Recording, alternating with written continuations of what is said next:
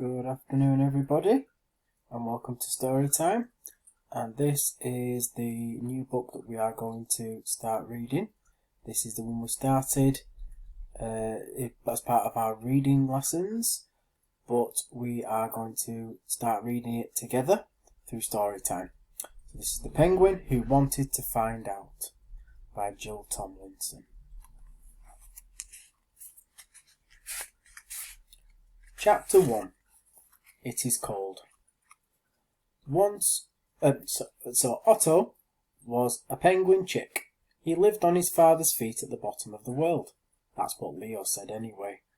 But they lived at the bottom of the world. Leo was another penguin chick, and he lived on his father's feet. That is how Otto met him. Their fathers, Claudius and Nero, were friends when they stopped to talk to each other, beak to beak. Otto and Leo were almost beak to beak too. They had to shout a bit because Claudius and Nero were rather fat, like all the other penguins, so their tummies kept Otto and Leo rather far apart. "How do you know we're at the bottom of the world?" Otto yelled across to Leo one morning. "Your father told my father," said Leo. "Your father knows everything." "What?" yelled Otto. "Your father knows everything," Leo squealed back. "Everyone goes to Claudius when they want to know something." "I know that," Otto complained bitterly. "I can never get a word in." "What are you two bellowing about down there?" said a deep voice above their heads. "Oh, Dad, there are so many things I want to know about, and you never even talk to me," Otto shouted, looking up. A beak came down, and Otto looked into Claudius's face for the first time. "I hadn't realized how grown up you are now, Otto. I'm not your father, by the way. Call me Claudius, not Dad." "Why aren't you my father?" "Because I found you in the snow when you were an egg, and decided to look after you and keep you warm until you could look after yourself. Didn't my father want me then?" "Oh, it wasn't that at all. You probably rolled off his feet when he wasn't looking. Very roly things, eggs are. Anyway, you're all right now. You've got me." Otto was worried. "But I might have fallen off," he said. "Fallen off what?" "The world. Leo said that this is the bottom of the world." "Well, it is. Antarctica it's called, the South Pole. But you won't fall off." "Why not?" "Because I say so. What else do you want to ask me then?" "What am I?"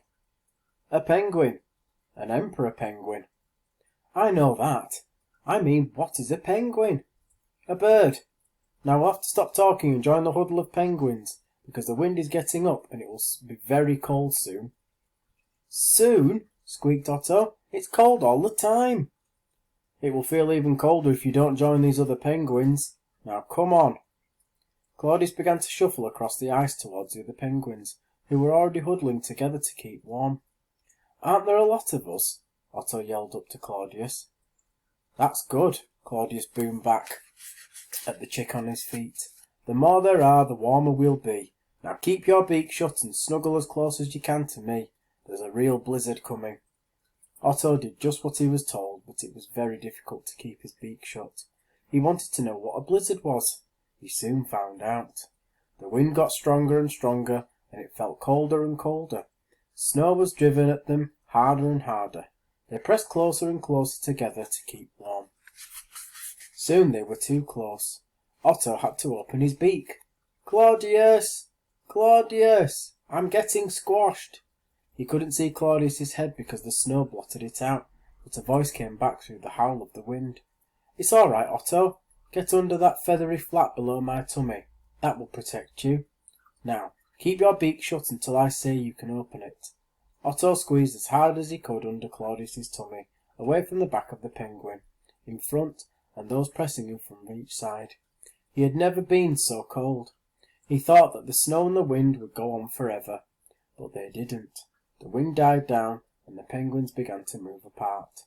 When he had room to bend his head, Claudius called down to Otto. "Otto! Otto! Are you all right?" Otto stirred and he said feebly, "Hmm. Claudius was worried.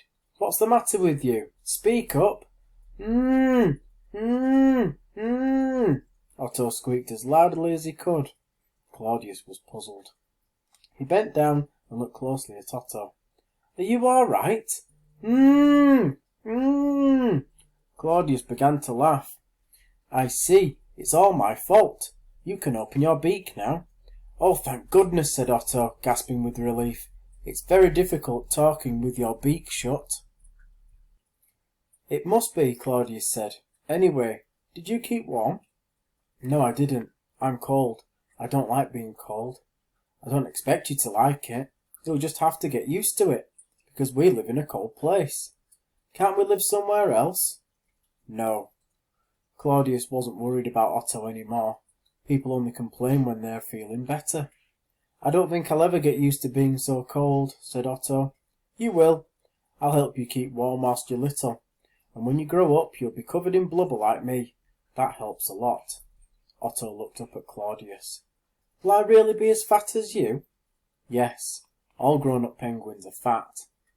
Coo, said Otto. Well, I suppose I'll get used to it. And that's the end of chapter 1 for today. See you tomorrow for the next one. Bye.